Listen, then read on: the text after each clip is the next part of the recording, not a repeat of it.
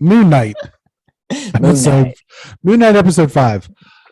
To wear it, the Egyptian goddess of mother and child and fairy captain, I suppose, to the underworld greets Marc and Steven.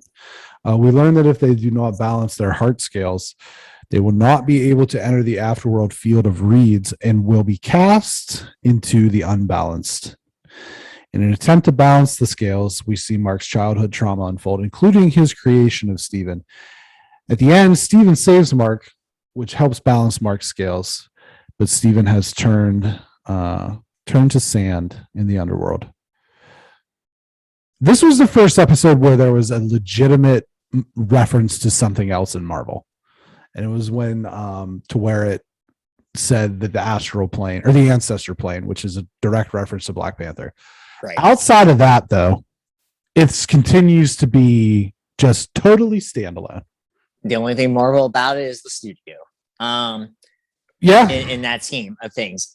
This episode to me was the best episode. Yeah, and I know I said last week's episode. This was like incredible. This got you.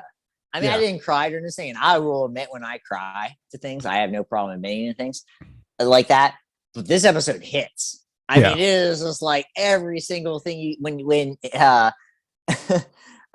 Marc keeps looking back at everything that happened, it's not like light things. That's just like your mom. This is all these like crazy things that happened to him, and he's looking back on all of this. And it was also like a shorter episode. It was like 42 minutes without the credits or anything. So it's like it flew by, but you got so much stuff happening. It's like I looked at Janie and it's like halfway through, it's like, this is intense. Like it is, and it didn't feel like Marvel. Like it put and obviously we love Marvel things. It put too much emphasis on the wrong syllable, and I don't mean that in a bad way. It's just like it was in the Marvel universe. It was like focusing in on like the actual character development of someone, which is not a Marvel thing. Not really. You know, in the comic books it is to some degree, but like in the actual movies, there's not a lot of this being told in the story. You know, you see it like from one movie to the other, the person maybe learned something, but not during the movie do people like learn necessarily things. But it takes 6 hours worth of trilogy, which I suppose, or longer, but I suppose that's what this is, because it's a 6 episode arc, and each episode is roughly, you know, like you said, this was one of the shorter ones, so it was about 45 minutes without the credits. Yeah, I mean, like you said, if you took out the Marvel Studios intro, you would have no idea that this was a Marvel thing. And I think that that's a great thing, honestly. Yeah, same. It's this thing where it's like, we want Marvel and we're going to get Marvel really soon. We're going to have it this episode, a week from this episode. Doctor Strange. Doctor Strange comes out and we'll see it. You know, we'll have a review of it. And I'm excited about to whatever degree. I'm not like, it's not back in the day. I mean, like, you know, when Endgame, when Infinity War, even with Spider-Man No Way Home, it was like, that's not that far along, but I just, you know, it's because of Spider-Man more than anything. But like, I mean, there was actual anticipation. There was like literally things. I was living in Alaska when Infinity War came out, and it was a thing. Like every single person in Juneau was like, we are going to see this movie that night. And it came, you know, I think it released at the one theater that showed it in Juneau. There was 2 theaters in Juneau. And the one theater that showed it, it was 10:30 at night. And I knew every single person there, is what it felt like, you know? And it's a normal sized theater. And then there's not that kind of anticipation for anything right now, Marvel wise, except for Spider-Man. People were excited about Doctor Strange, and I expect it to be busy. Am I going to see it opening night? I don't know. I don't know if I want to sit like I did with Batman with my neck crammed and things like that. Sure. But I'm still excited to see it, and I'll see it that weekend for sure. But I might just see a matinee or something.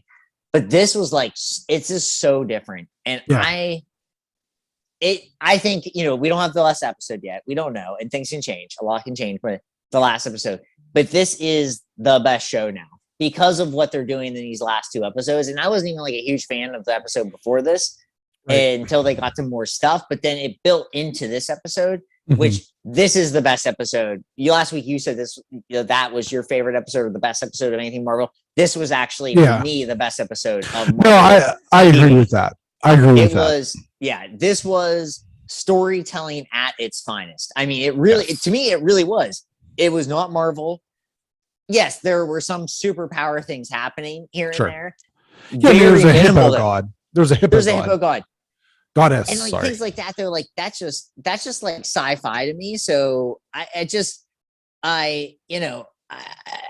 don't see anything that's I don't see anything wrong with this episode that I could really point out. I thought it was just so well crafted, so well done, and the fact that it was shorter was interesting to me. Yeah, it's like we had said previously regarding Moon Knight that the character's a little bit more violent, and so we wondered how that would play out in terms of how they would approach that being on Disney Plus.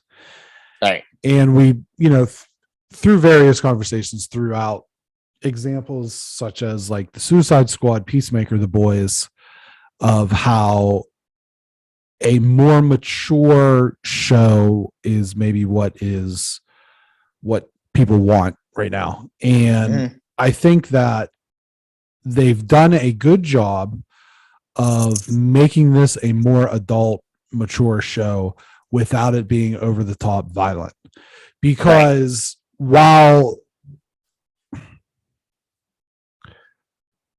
I read this somewhere, I don't remember where, I think it might have been The Ringer.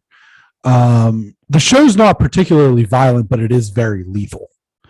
Yes. Yep. And between that and how they kind of handle that stuff with just how good a job they've done of introducing from the first episode this character who has this dissociative personality and how they've completely unpacked that and shown the trauma that he experienced and shown how it manifests itself and explained that in such a way that it makes sense. And I think that the scenes in the psych ward with Ethan Hawke and he's Dr. Harrow are just like electric. And electric. Yeah. And I think that this episode was heartbreaking because you see how he gets to this point. And it's not, so many of these characters are, Uncle Ben, with great power comes great responsibility, or Thomas Wayne gets shot in front of Bruce, or, the various ways that these heroes become heroes or whatever. But like, this was, I think, the most painful way for someone to become a hero. And it's like I've actually hit rock bottom. Yeah. He can kill himself. Right. But I just mean even before all that, you know what I mean? Just everything he experienced as a child. Yeah. And so, like, to me, this wasn't, as we've said multiple times, this was something that wasn't Marvel. It was this. Do you know what it reminded me of? It reminded me of Ex Machina. Yeah. Because not in like themes or content or whatever, but it's just Oscar Isaac just acting his ass off. He has to be nominated for an Emmy. I swear to God. Well, I mean, it's for the limited series thing, right? I mean, he's done an incredible job. He's elevated this to being something that's more than just a comic book TV show, to an actual very interesting mental psychological thriller. Prestige TV. I think. Yeah, and we're not going to get this again anytime soon because the lineup is Doctor Strange, which is just going to be batshit crazy, and then Thor is going to be an action comedy, and then the She-Hulk show is going to be like a courtroom drama comedy mixed in with action, blah blah blah, and then Miss Marvel is going to be whatever. This is, to me, right now, movies and TV shows, this is like, in terms of like acting, storytelling, whatever, this is the crown jewel of phase 4. I'd put it over Spider-Man in that way, just in terms of the story it's telling, because Spider-Man was cool and there's a lot to unpack with that story, but I think that this is way heavier. I mean, it is. I won't necessarily go back thematically, because I will say that storyline I've said many times with Spider-Man. That storyline, if you just tell someone a storyline, someone gives up everything they have to make sure that everyone they know is okay and living a better life. That's a great storyline. Sure. I think this is a better one. And that, sure, you know, is what it is. And maybe it's just my like fascination with Spider-Man or whatever. Sure. But what I'll say is it's not much. To me, it's at least, I would say it's right there with it. And for me, it's right there with that storyline. And for a character that literally no one gave two shits about 6 months ago. Very few people even knew. Right. And to do this, and we have one episode and there's still not a real Marvel connection, like a real, you know, no characters, nothing like that. You know, something like you said was named, but not actual anything. Keep it going. We got one episode left. If this is it. It is only 6, right? It is only 6. Yeah, I believe so. Just a double check it, but I believe it's only 6. I hope it's only 6. I feel like that's the way to go. Yeah. 6. How many episodes will Moon Knights be? 6. Yes. So there's perfect. Good. Yeah, great episode. 10. Oh yeah, perfect 10. Like I said, best. I mean, if it's the best episode, I guess the one thing I would say, like, there's still one more, so it's hard to like if it's somehow better, which I don't know how it could be, but if it's somehow better, then great episode. Yeah, I think it was a 10. And I think that this series it's hard to judge, honestly, because it just doesn't compare to anything right else that they've done, you know. But looking forward to it. We'll get more next week.